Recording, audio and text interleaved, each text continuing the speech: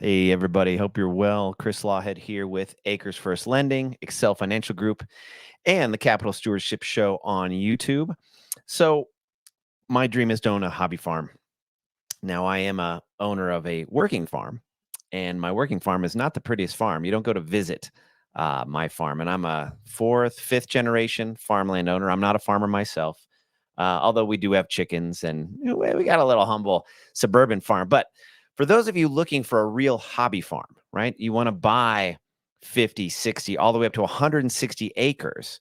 I may have some solutions for you. So let me share my screen and show you what we have in the form of hobby farm loans.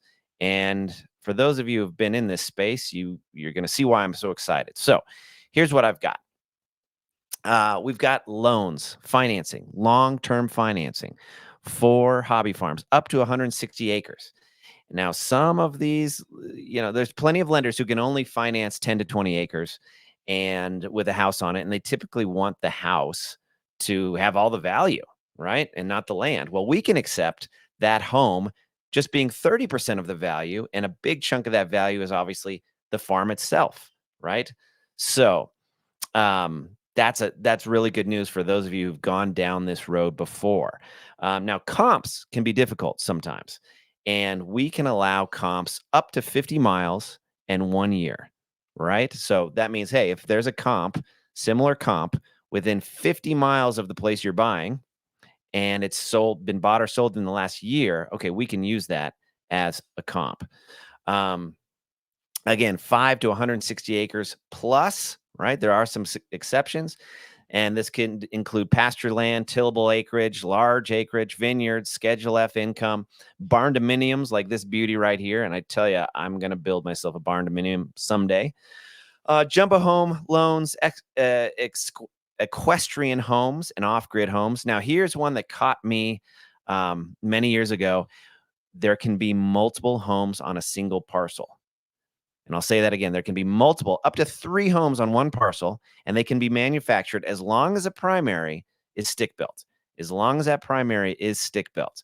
So for those of you who, I know this has bit plenty of you because it's bit me and some of my borrowers.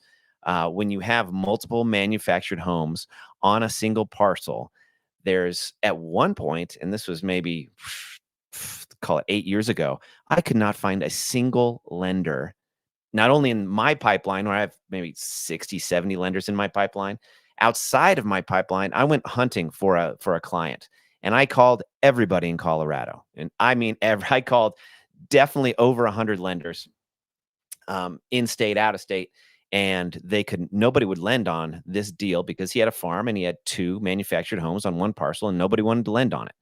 Well, we can do that now as long as the primary residence is stick built. Okay. So, yeah, that's not going to solve everybody's problems, but that's a good step forward in my humble opinion. So, for those of you looking to get a hobby farm, and again, my dream is someday to have myself a hobby farm, give me a shout. I'm happy to help. And of course, if you need any help we still do private loans for ag land. We still do our Fannie and Freddie loans on 1 to 4 units and primary residence and all that. And if I can be of assistance, just give me a shout.